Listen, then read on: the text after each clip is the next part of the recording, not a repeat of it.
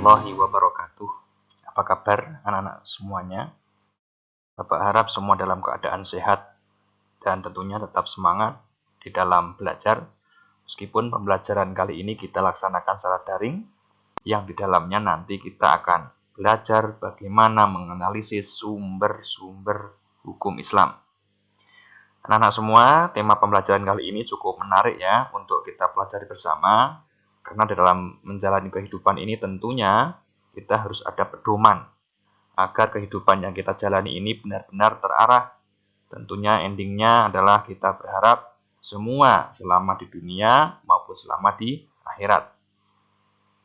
Baik, anak sekalian, di dalam sumber hukum Islam, mari kita bahas pemaparannya.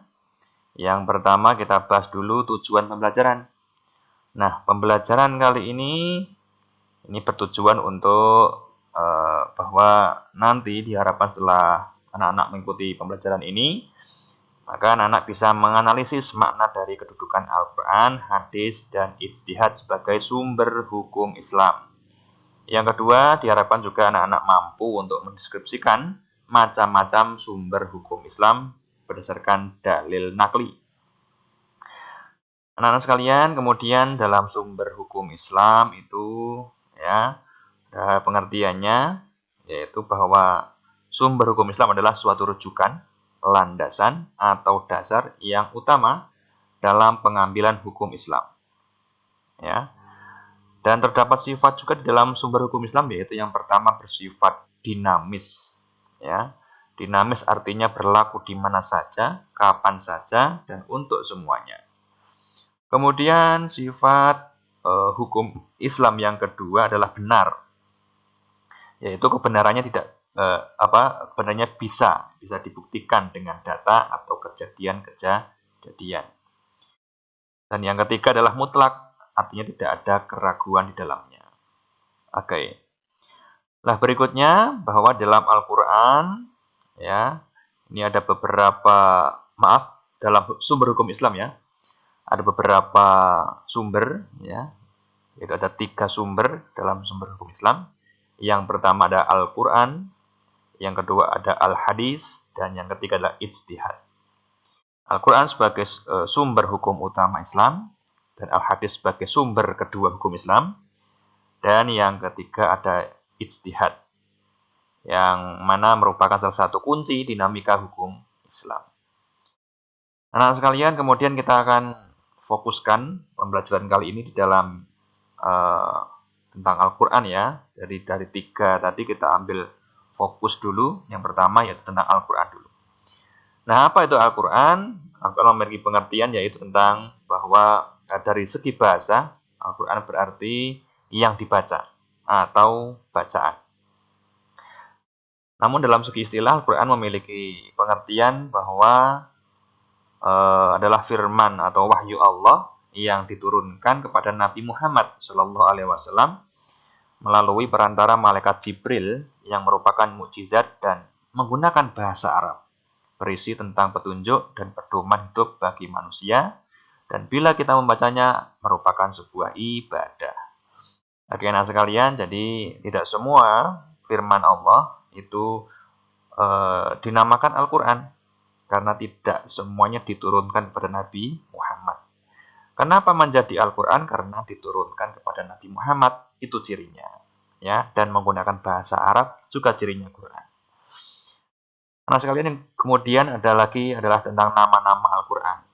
Al-Quran memiliki nama-nama ya selain nama Al-Quran sendiri. Ya, dari menurut Imam Ibnu Jarir At-Tabari dalam tafsirnya Jami'ul Bayan, Al-Quran itu memiliki 4 nama. Yang pertama Al-Quran itu sendiri, ya, yang artinya bahwa memberi peringatan, memberi pengertian pada kita supaya Al-Quran itu dibaca dan diamalkan isinya oleh umat Islam. Kemudian Al-Quran juga disebut sebagai Alkitab karena ditulis pada lembar-lembaran yang dikumpulkan dan diikat menjadi mushaf. Yang ketiga Al-Furqan, yaitu pembeda, karena dia membedakan antara yang hak dan yang batil, antara yang benar dan yang salah. dan adzikr, yaitu peringatan yang memperingatkan ya bagi orang yang ingkar dan juga durhaka kepada Allah Subhanahu wa taala.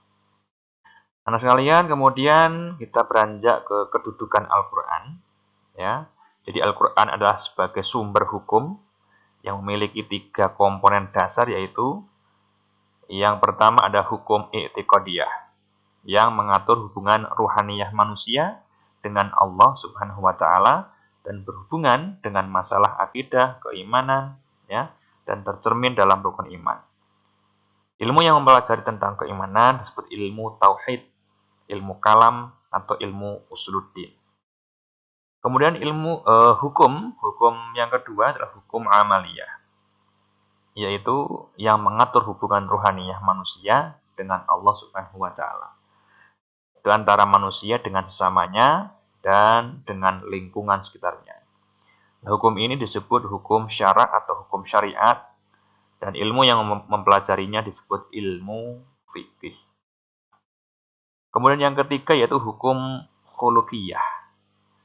Apa itu? Yaitu adalah hukum yang berhubungan dengan moral atau akhlak manusia, baik sebagai makhluk individu maupun makhluk sosial. Hukum ini tercermin dalam perbuatan manusia sehari-hari melalui gerakan mulut, tangan, maupun kaki. Dan ilmu yang mempelajarinya disebut ilmu akhlak atau tasawuf. Kemudian isi pokok Al-Quran, pokok-pokok isi dalam Al-Quran adalah pertama adalah tauhid atau akidah, kemudian ibadah, kemudian jalan keselamatan, kemudian janji dan ancaman. Tauhid karena adalah akidah ya, bahwa itu adalah akidah, dasar atau fondasi agama kita penting ya, dan dalam Al-Quran terdapat akidah itu. Kemudian ibadah, jelas ibadah merupakan hal yang pokok di agama kita ya, dalam Islam, dan dalam Al-Quran juga diperintahkan tentang beribadah. Juga membahas tentang jalan keselamatan, bahwasanya barang siapa orang itu mau selamat ya, maka jalanilah dengan petunjuk Al-Quran. Juga Al-Quran memiliki janji dan ancaman. Barang siapa yang orang itu melaksanakan apa yang menjadi perintah Allah, maka Allah berjanji akan memberikan balasan yang indah, yaitu surga. Atau tidak mau, kalau nggak mau berarti ancamannya apa? Dimasukkan dalam api neraka. Kemudian ada juga sejarah. Ya, sejarah itu bisa sebagai bisa kisah, ya, bisa cerita-cerita masa lalu ya, baik orang yang soleh ataupun orang yang melampaui batas, atau misalnya orang yang soleh barangkali sejarah dari nabi-nabi, atau orang yang tidak soleh ataupun orang yang durhaka seperti sejarah Fir'aun misalnya. Banyak sekali. Kemudian ada tujuan dan fungsi Al-Quran, ada pedoman hidup fungsinya, ya, tujuannya, juga mukjizat Rasulullah, kemudian sumber hukum, sumber ilmu pengetahuan, dan itu ya, empat itu. Tujuan dan fungsi Al-Quran ada 4 itu. Oke, dan selesai. Nah, kiranya cukup sekian yang dapat Bapak sampaikan. Mudah-mudahan dari pemaparan ini dapat dipahami dan bisa kita ambil manfaatnya, dan kemudian mencerahkan kita semuanya. Dan tentunya yang paling utama bagaimana kita menjadikan Al-Quran sebagai pedoman hidup kita, agar kehidupan kita selamat di dunia dan juga selamat di akhirat. Akhirnya, Bapak akhiri, wassalamualaikum warahmatullahi wabarakatuh.